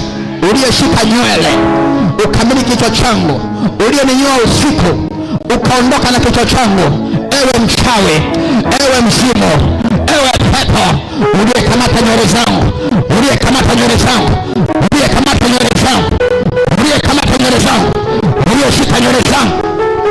Simama hapo hapo ulipo, nyamaza kimya na kuombea. Funika macho yako katika jina la Yesu, katika jina la Yesu, kwa jina la Yesu Kristo. Ninaachilia moto wa Yesu sasa, ninaachilia moto wa Yesu sasa, upenye, upite katikati ya kundi hili, upite katikati ya kusanyiko hili. Ewe mchawi, ewe pepo, ewe chini, ewe mchawi uliyechukua kichwa chake, uliyemnyoa nywele usiku ukaondoka na kichwa cha biashara, uliyemnyoa nywele usiku akaamka amenyolewa, uliyemnyoa nywele usiku mchana, uliyemnyoa nywele ukamiliki kichwa chake ukapeleka kwenye madhabahu za uchawi, hicho kichwa na kitaka, hicho kichwa na kitaka na kipoa kwenye madhabahu zenu kwa jina la Yesu Kristo. Inaachilia moto, moto wa Yesu, moto ulao, moto ulao. Mapepo mlioshika nywele za kichwa, mlioshika nywele za kichwa popote pale kwa jina la Yesu, mliyekamata kichwa chake, mliyekamata kichwa cha mama huyo, kichwa cha baba huyo, kichwa cha mtoto huyo, popote mlipo, moyo ya misiri, moyo ya wachawi, moyo ya majini, moyo ya wachawi, mlioshika nywele zake, mliokamata nywele zake, mliokamata nywele zake, ninaachilia moto, ninaachilia moto, ninaachilia moto, ninaachilia moto, ninachoma hizo roho, roho za misimu, roho za misimu, ambaye mtaka awe mkuu, ambaye mtaka awe mtawala, ninakucha, ninakucha, ninakucha kama moto uteketezao, mlioshika nywele zake, mliokamata nywele zake, mlioiba nywele zake saluni, mlioiba nywele zake akiwa amelala, wakiwa giza, wachawi, majini, mashetani, mapepo, wote mara saba, wote mara saba, wote mara saba, ninawafuatia leo, mlioshika nguo yake, mlioshika nywele zake kwa jina la Yesu Kristo.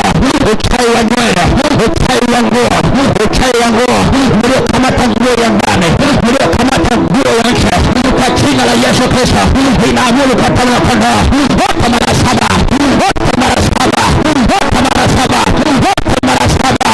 Achia ukuu wake, achia utawala wake, achia ukuu wake, achia utawala wake, achia ukuu wake.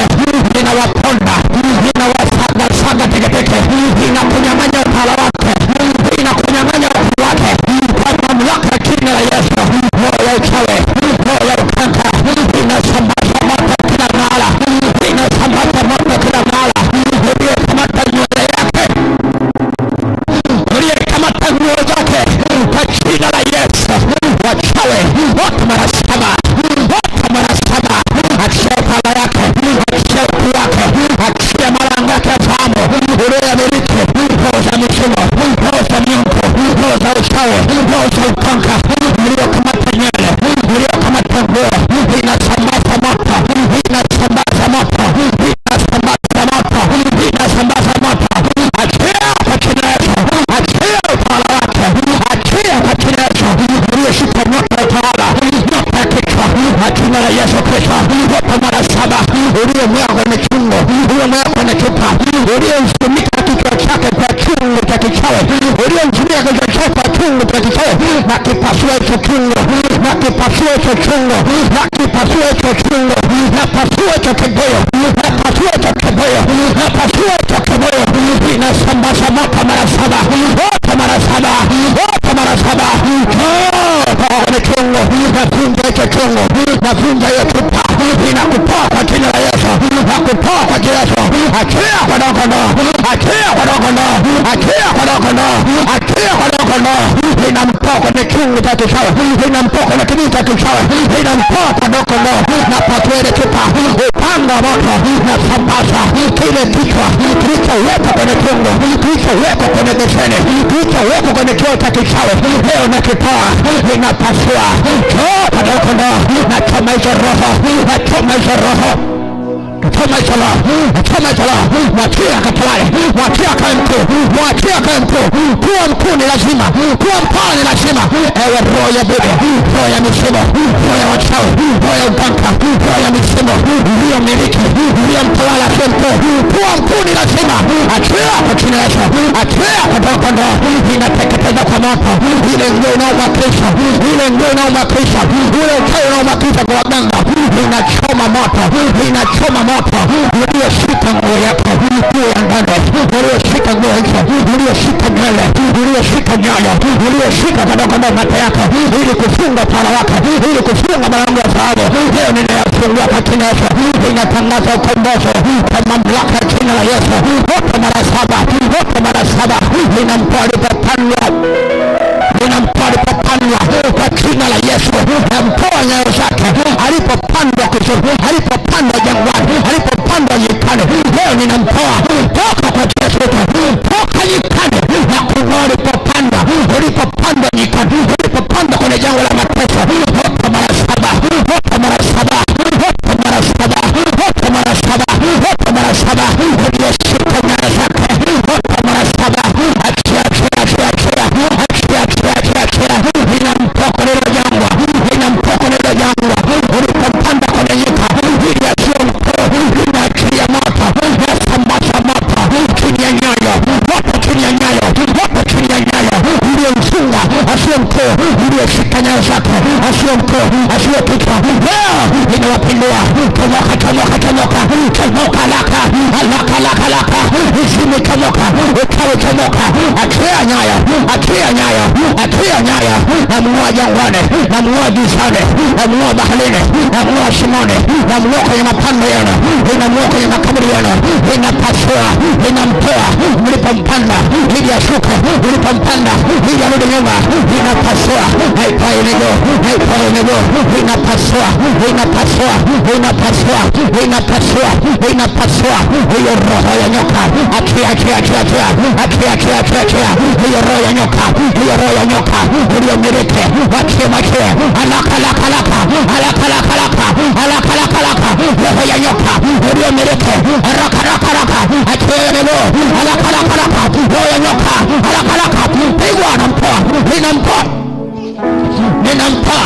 Achia kwa nao, achia, pigwa patazesha. Haya, roho ya nyoka,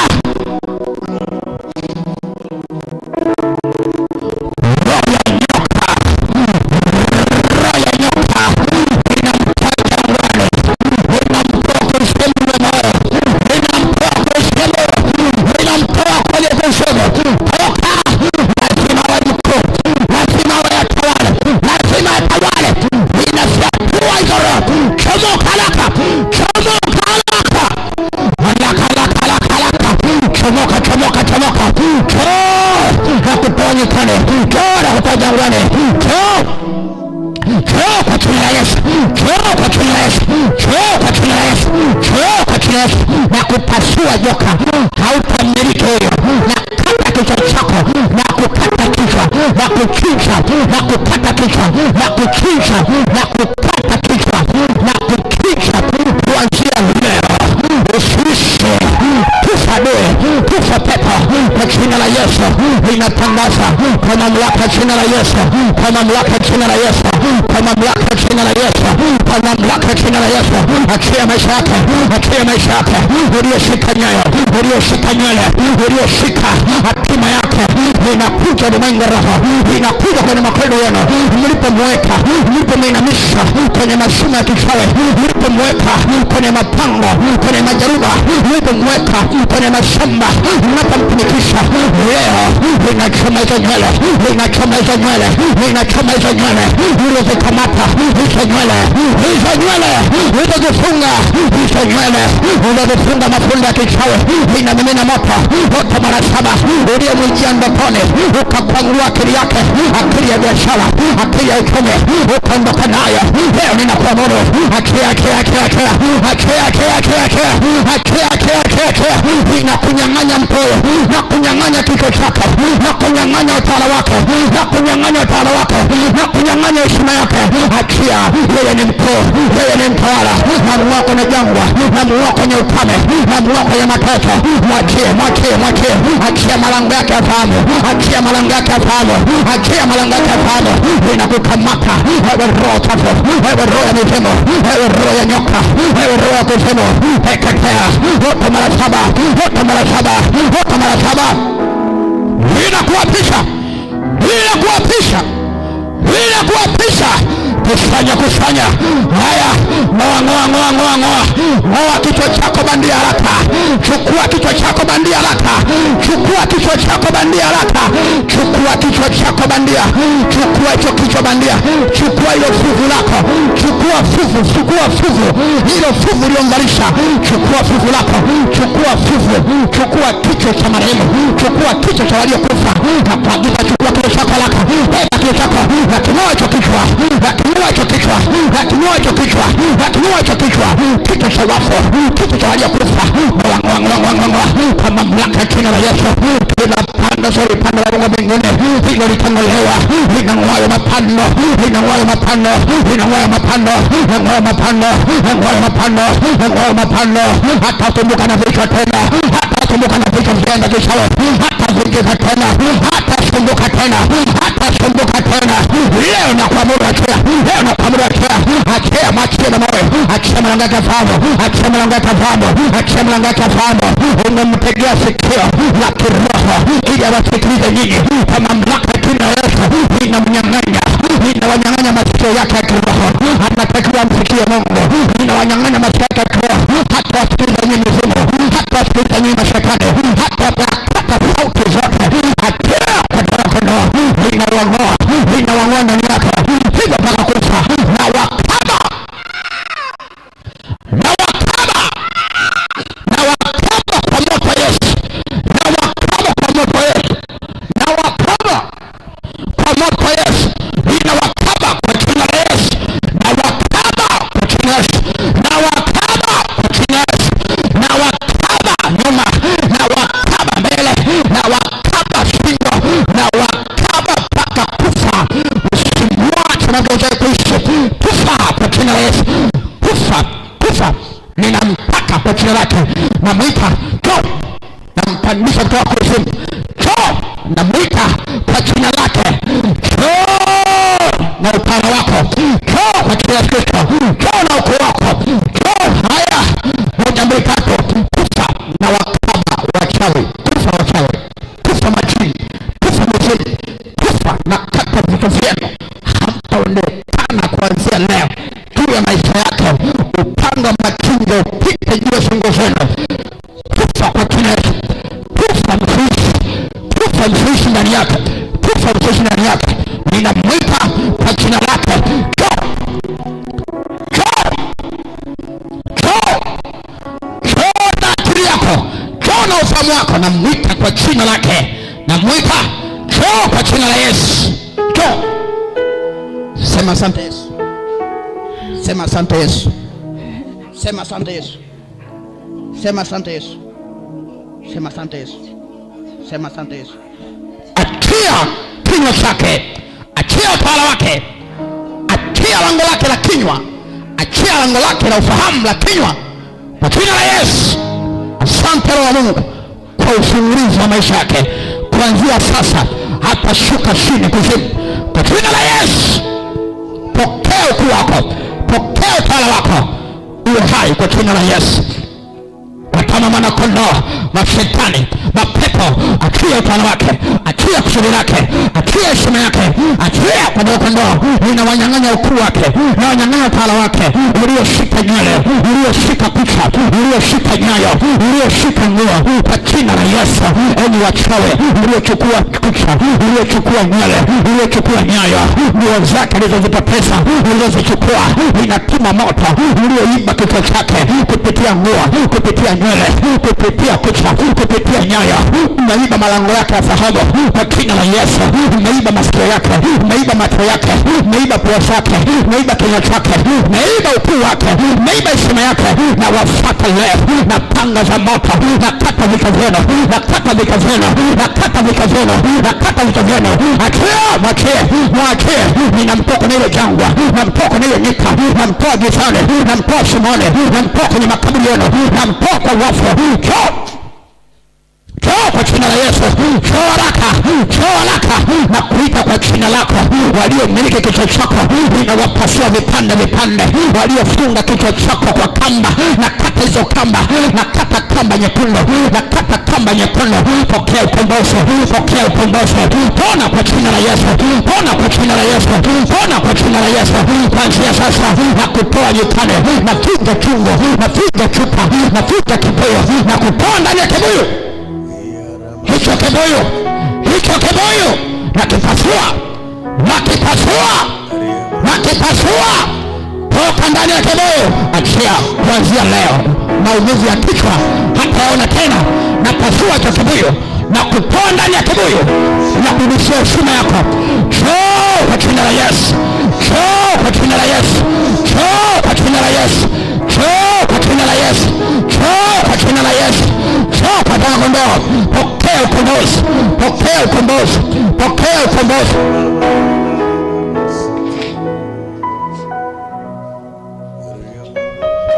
Sema kwa jina la Yesu. Simama kwa miguu yako. Sema kwa jina la Yesu. Sema kwa jina la Yesu. Sema kwa jina la Yesu. Bwana Yesu. Sema Bwana Yesu. Shika nywele zako. Sema chochote, wachawi waliochukua nywele zangu, walioninyoa usiku, mnyama yoyote, ndege yoyote aliyenikwangua kichwani kwa makucha yake, akaiba kichwa, akaiba akili, nafuta makucha yake, nafuta mikwaruzo yake. Chochote alichokichukua akiachie.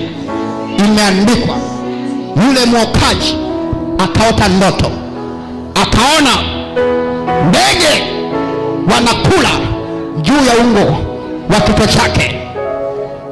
Yusufu akamtafsiria, akamwambia, baada ya siku 3 mfalme atakikata kichwa chako. Lakini ndege walionekana wakila juu ya kichwa chake. Ninatangaza leo, ndege yoyote wa kichawi aliyetumwa kula kichwa changu, kukwangua kichwa changu, na kata kichwa chake, na kata kichwa chake. Ateketee, ateketee, ateketee, ateketee. Shika nguo yako hapo. Sema kwa jina la Yesu. Hii nguo niliyoshika inawakilisha nguo yangu yoyote iliyoibua kichawi, iliyopotea kwa mazingira tata. Leo natangaza, wachawi walioshika nguo na watumia moto, na watumia moto. Aliyeiba nguo ya ndani, moto mteketeze. Aliyeiba nguo ya nje, moto mteketeze. Awe jirani yangu, awe ndani ya ukoo, awe ndani ya familia, adui wa ndani ama wa nje, aliyechukua nguo yangu ili kuiba utawala wangu, kuiba ukuu wangu, kama nilivyoshika nguo hii, ndivyo malaika wa Bwana wapeleke moto wakaiteketeze ile nguo. Hiyo kwa mganga wa kienyeji, hiyo kwa mchawi, iteketee. Nguo ya vifungo, nguo ya mateso, nguo ya uharibifu, nguo ya mabaya, wake moto.